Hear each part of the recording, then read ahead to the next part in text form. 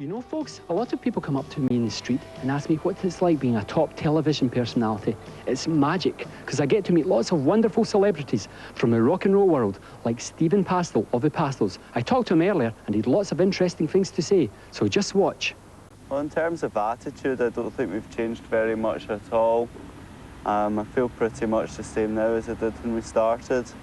I think we can play a lot better now. And I think we can realise our ideas better. Our ideas are not more sophisticated necessarily, because I don't see any value in sophistication on a musical level. So we're basically trying to do quite basic things, but do them in a kind of good way. The Pastels now, either deliberately or accidentally, seem to have become part of the indie hierarchy almost. Bands have recorded like pastel cover versions, and many groups around today would clearly not exist if not for the Pastels. How do you react to this? Do you feel you're a kind of Baron Frankenstein who's kind of created a terrible monster that you have no control over? Nah, I don't see it like that at all. I'm really flattered that groups started up playing because of us, and I mean that sort of in a sincere way, and I mean every group, I mean Tallulah, Gosh, everyone. I'm really pleased if we somehow influenced those groups. And I do think what they were doing was far more healthy and more honest than 90% of anything else that was going around. I mean, if other people want to see the Anorak thing as a monster, that's okay, that's up to them. But it's because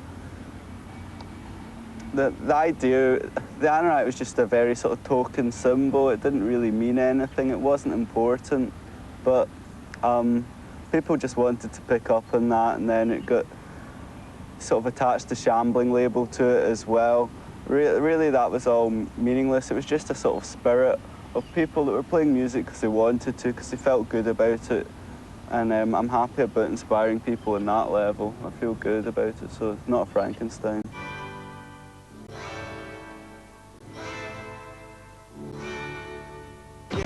Love it, 'cause you do. She's always somehow coming through.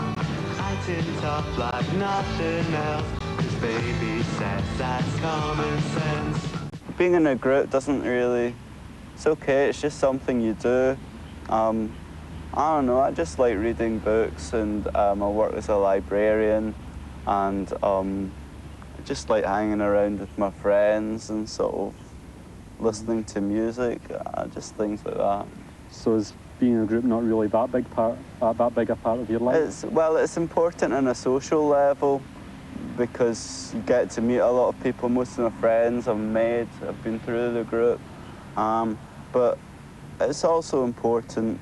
I think sometimes you just feel you've got to do, you feel like writing a song or something, and it's just great.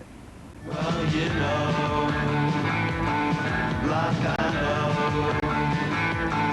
not grateful, but I've got to go. If you could hire a hitman, hypothetically, to kill one person, who do you think your hit would be and why? I don't believe in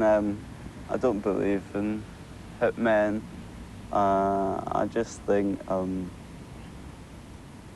you know, obviously there are people you're more fond of than others, but I wouldn't really want to see anyone killed, you know. Like, I used to laugh, like, I think my parents thought I was quite sick, because whenever a soldier died or something up a mountain, or doing something ridiculous, or mountain climbers or potholers, I used to burst out laughing just because it seemed so ludicrous what they were doing.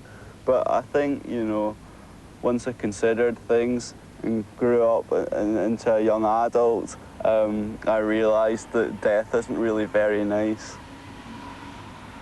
What would you say is your biggest fear? Is it death?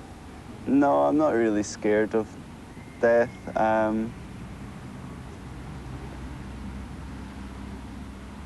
Don't really know. I haven't really felt totally scared for a long time. I just don't know. I wouldn't know. Mm-hmm. I'm not scared of death, you know. Would you say you're patriotic towards Scotland in any way? I like Scotland. I think it's pretty. It's a nice place to live. I don't really feel patriotic or nationalistic, but I mean, it is the place that I want to live. but I like to think I've got quite an international perspective. What do you think you would like your epitaph to be? How would you like people to remember you, or what kind of statement would you like to go out with? Just makes me think of Jimmy Percy, something like, yeah, Jimmy, he was a good bloke. I don't know. Yeah, Stephen Pastels, he's a good guy.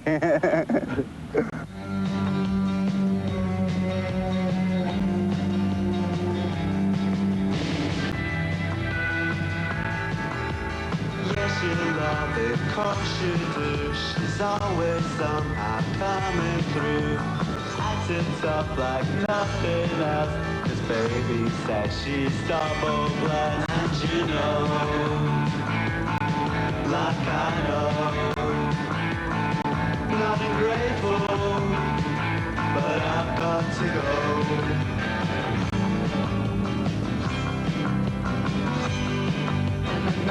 Another goes over his shoulder.